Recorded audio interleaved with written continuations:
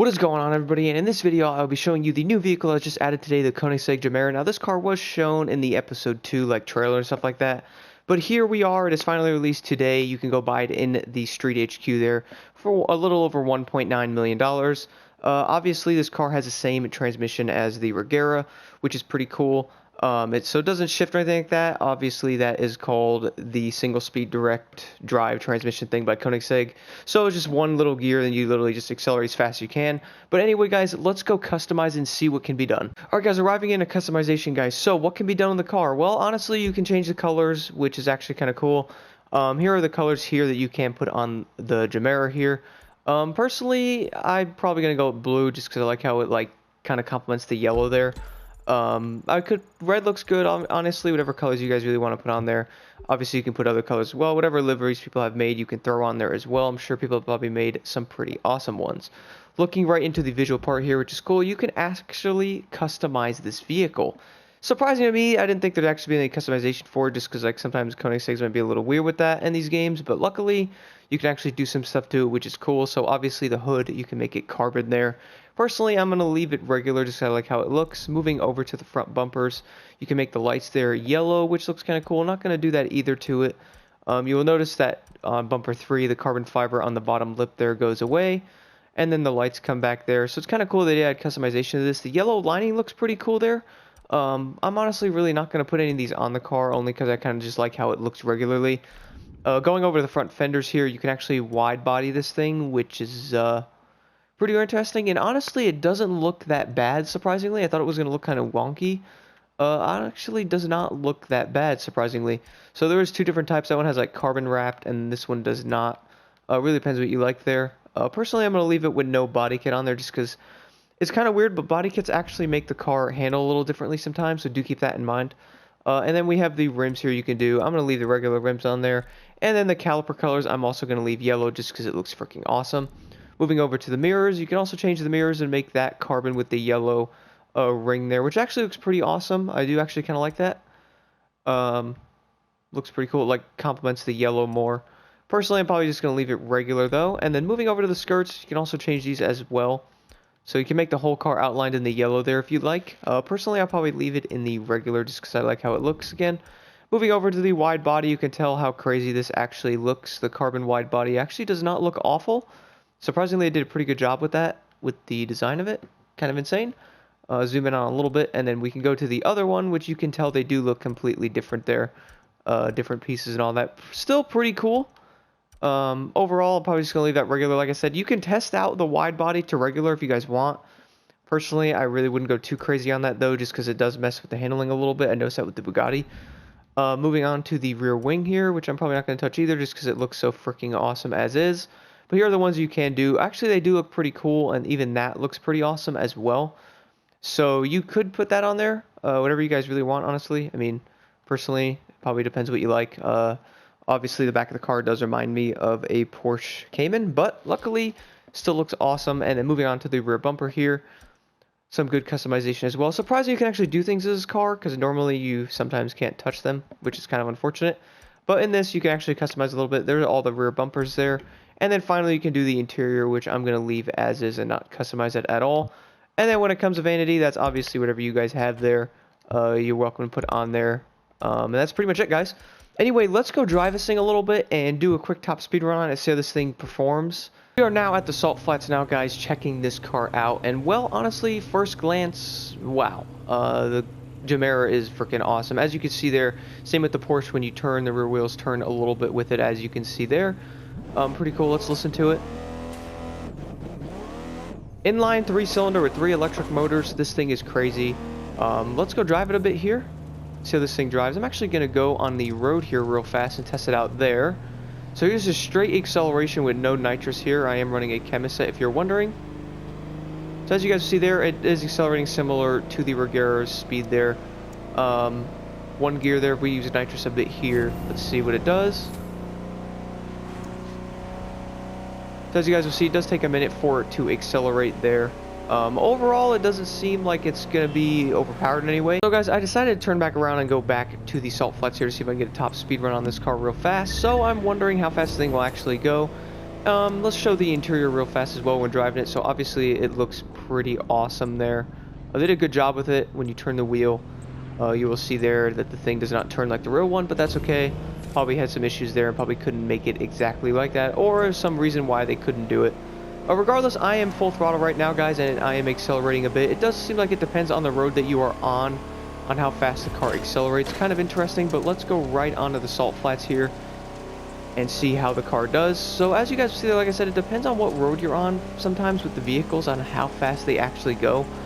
A little weird, but kind of makes sense, I guess.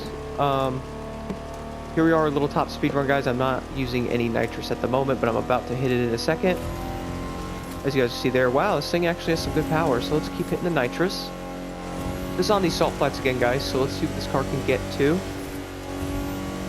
A little over 300 miles an hour on the first run there is actually kind of crazy. I'm also going to take it on the road nearby as well right now and see if it'll do 300 again. Seems, guys, if you're doing just the regular acceleration there, it might be on the slower side. Also depends on what road you're on or how the car is performing there.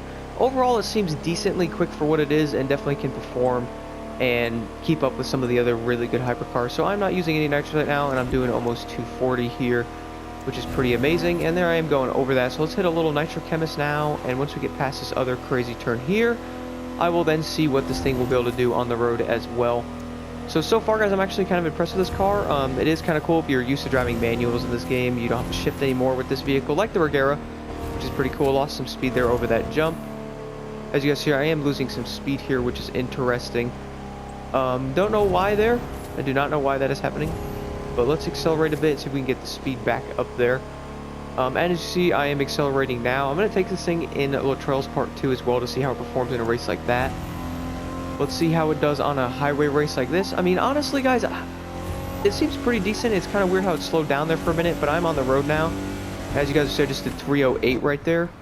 So it's fast. It did a little faster on the road. Probably depends on what road you're on, but you can definitely see this thing is quick. Definitely can be a competitor to the Bugatti Emerald Storm Edition. That car's probably still better, honestly, because this thing does slow down in weird areas like that. That'd be kind of odd.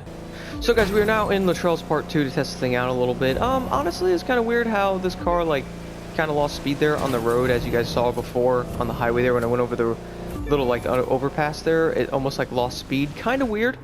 Not really sure why it did that, but regardless, maybe it's like a glitch. I don't know. Maybe it's my controller. Who knows? Let me know if you guys have that same issue with this car. Maybe this car does that sometimes. Not really sure what that is. But if it does do that and you are racing, that could definitely be an issue there.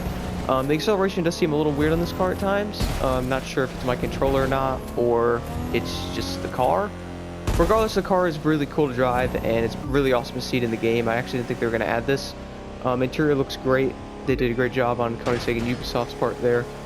As you guys will see, in some areas the car accelerates insanely quickly, and then in other areas it doesn't. Kind of weird, but definitely, I guess it's part of how the transmission works in this thing.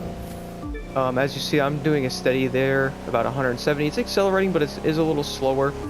Obviously, some hypercars are a little slow as well, accelerating, so it's really not that big of a deal. This thing could definitely probably beat some other ones as well. I would not say it's the slowest thing, but the slow speed, sometimes going over some turns and stuff, losing all that speed might mess you up a little bit. So I'm going to test it out right now, full speed around these corners here. It did go down a little bit. You do go down in speed in some cars, but also you don't, depending on how you go around the corner, so I feel like it might be the vehicle a little bit there. Let's see, nitrous here. So as you will see, the car isn't accelerating that good over some bumps and stuff like that. Going around the turns here, it does seem to handle pretty decently with this build. I'll show that at the end of the video as well, which also might have something to do with the speed as well. I'll have to check that out, but normally the builds really shouldn't bother the car too much. Kind of odd how, and well, I cannot drive. Kind of odd how the speed goes down like that. I don't know if I'd like that personally. I have to drive in a couple hyper races and see how it does, but if it does keep doing that in some areas, that could definitely be an issue and kind of annoying. Personally, I probably won't drive this car in like some races. I still drive the Bugatti Emerald Storm, or even some of the other Lamborghinis there, like the Performante and stuff like that.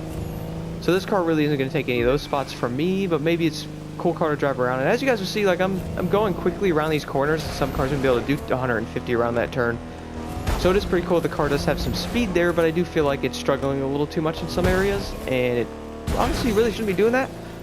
But regardless, it's still an awesome vehicle to see. I do like it in blue there. So here's the acceleration test here. I'm doing 180, no nitrous. This is the nitrous, and you'll see that it gets a burst of speed there. So it is a little odd, honestly, how this thing accelerates. Sure other people have noticed that when they drive it too. I'm not the only one. But regardless, guys, the car does seem pretty decent overall. I wouldn't, like I said, I wouldn't say it's OP. So if you're wondering if you should buy it, honestly, go test drive it first to see if you even like how the car is. If you're not a huge fan of Koenigsegg or anything like that, I wouldn't buy this for 1.9 million. You could get a Bugatti, or even the Regera for that matter. But you get a Bugatti or one of the other vehicles for that price. And probably outperform this, honestly. The Bugattis are kind of on top when it comes to summits normally. If there's no restriction, most people probably picking a Bugatti. Some of the Porsche Carrera is pretty good too. Check that car out as well if you're interested in that and you're looking to spend some money. But as you see here, I'm doing 212. Other cars I've tested in this area have done over 250 right there, so this car might be struggling a little bit on some areas. Loses massive speed on turns, but overall, guys, it is a Koenigsegg Gemera, and we have gotten this car in the game, so I can't really complain too much. Overall, let me know your guys' thoughts on this car if you have driven it, and let me know what you guys think.